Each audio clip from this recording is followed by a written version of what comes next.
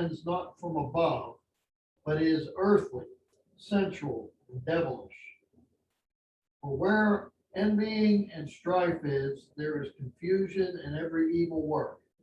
But the wisdom that is from above is first pure, then peaceable, gentle, and easy to be entreated, full of mercy and good fruits, without partiality and without hypocrisy. And the fruit of righteousness is sown in peace of them that make peace. All right. Questions? Anybody got a question there? You know, it talks about coming out of the mouth, cursings and blessings. Got it. Verse 10. Yeah, and how many times have we heard somebody just absolutely say something? And you just look at them, is that the same mouth you kissed your mother with? Yeah. You know, but yet they claim to be brothers. And how, in verse 11, how does the fountain send forth both sweet water and bitter at the same time? Same way. Verse 12, can a fig tree, my brother, bear olive berries? Either the vine, figs? So can no fountain both yield salt water and fresh. It's all talking about the mouth here, isn't it? He's not talking about water. He's not talking about trees. Talking about your He's talking about the conversation. mouth. Your conversation. Well, your conversation is a lifestyle. Part of your conversation is your behavior. What comes out of the mouth first has to be generated in your heart. Before it can ever take action, it's got to be in here first. So what did Master Yeshua say? He said, from the abundance of the heart does the mouth speak. So if you got this double-minded thing going on, which we all are guilty of, and we can't or don't try to control it or subdue it, because later down the road in these scriptures, it talks about taking every thought captive and forcing it to bow down at the feet of the Master Yeshua. It takes a little physical work to do this for the reasons why, because of our faith, and because of who we know that we serve and who we're a part of, and how much different and how much greater he is, Master Yeshua and his Father Yahweh, than the world around us. It takes labor, it takes diligent, hard work to do this all the time. And I fail miserably a lot of times with I get in my work what I do and I can't get something. People have told me I've got a lot of patience, but they evidently don't see me when I'm going, and I let the little word come out, I've seen it. Yeah, I know you have. And I'm ashamed of it. Well, it's also, I think, got to do with going in here, praising and worshiping Yahweh, and we went out and say, did you hear what so-and-so did? Gossip, yeah. Yeah, it's bitter water is coming out, but you just have been putting sweet water out. Right, that's exactly right. Talking about the tongue really being a small member. How I could tell I was looking the other day, they were showing pictures of the Titanic. And they were showing all different parts of the boat. And they were showing the engine rooms and they were showing the propeller. 3 big propellers. Giant propellers. One rudder for that big, gigantic ship. One rudder. Definitely wasn't going to turn it on a dime. Yeah, that was the fault of the Titanic. They know that. Actually, the big mistake they made was turning. If it had ran right smack into the iceberg, they would have had a lot of damage in the front, but it would not have destroyed the Rip ship. the whole But when side they out. turned, they're trying to get away from it, it ripped it all the way down the side. They didn't realize there's more of it underneath the water than there was up. above. Right, right. So, but the thing of it is, we're back to the point of this, the tongue. Yeah. It rules the whole body. Yeah. It really does. Yeah. Now, think about this. I want you to think about this. Why does Father Yah use the tongue in the unknown tongue, in the speaking of the other languages, in the prophecies, all these things? He uses the tongue. Well, And it's our most unruly part that we've got. And that is why I believe that many people have a big, hard time giving that part up to him. Might be right. Yeah, Might be right. I think so.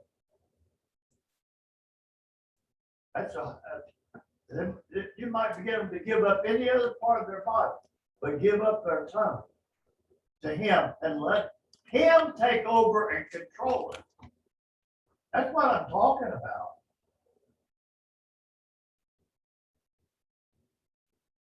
Many people can't do it.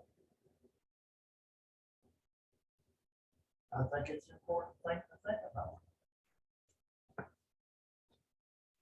It's the smallest part of the body, but it's also the most unruly.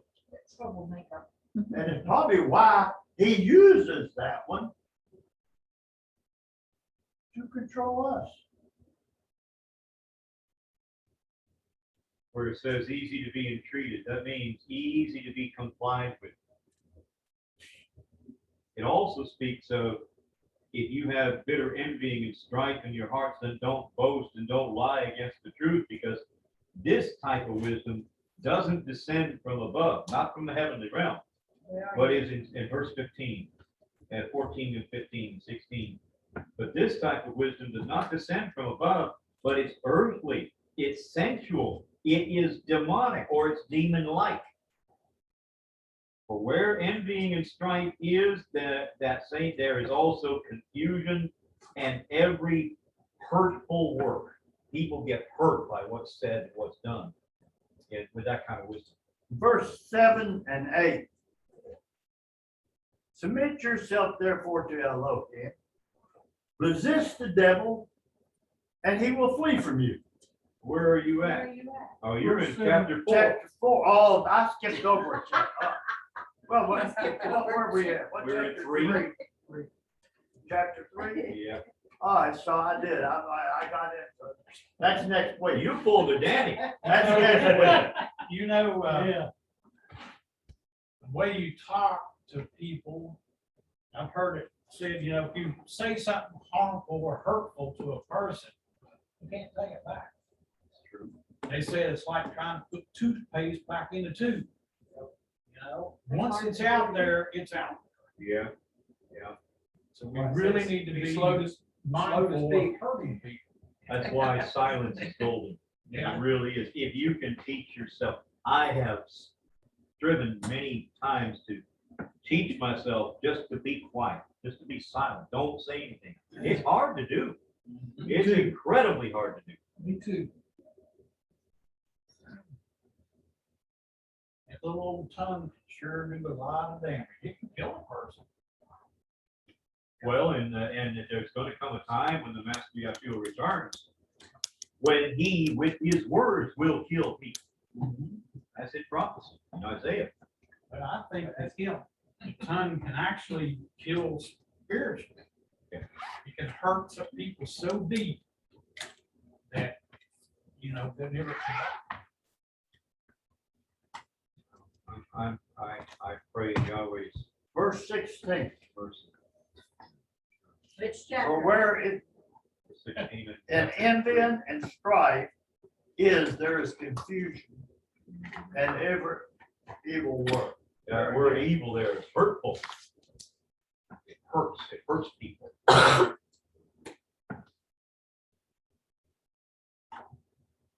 Any questions on that? Comment? Watch your tongue. I think we all pretty well know that the things we're reading about here are things we all need to think about. We really need to think about it. We need to be doers and not just hearers, okay? We shoot from the lip. a This lot. is what it's all about. We need to be doers. The first verse kind of gets me a lot in this day and age, because there's so many, you go on Facebook and everybody's a minister on it. Oh, yeah, everybody's a pastor. Everybody's got a minister. Somebody teaching, you know. But yeah, he says, don't have many masters, because you'll get to receive a greater condemnation. Mainly because a lot of people are speaking with 4 tongues, they're telling half truths. Okay.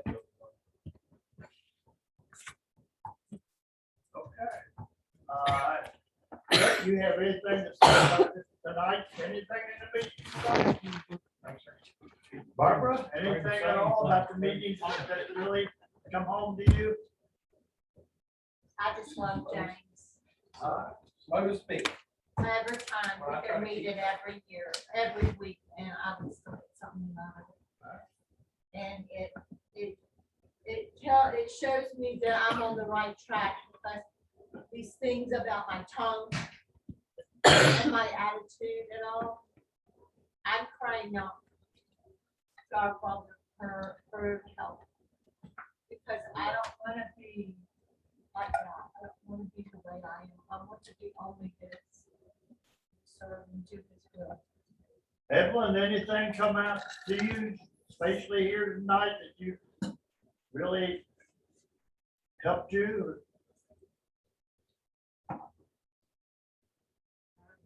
Can't think of it right now. Sheila, anything special tonight come up to I you? thought it was pretty clear. Yeah, it is. Sarah? Where Indian and strife is, there is confusion in every evil work. Yeah. It is. Yeah. You got a question about that? No, I'm trying to think if I ever can read anything. I'm always being out with whatever I thought. A lot of problems come because of it. Envy and jealousy are very much alike. Yes. And it Stephen, goes, they go anything? hand in hand with coveting. Anything special tonight? No, I'll say everything I. Okay. Terry? That's what I'm saying.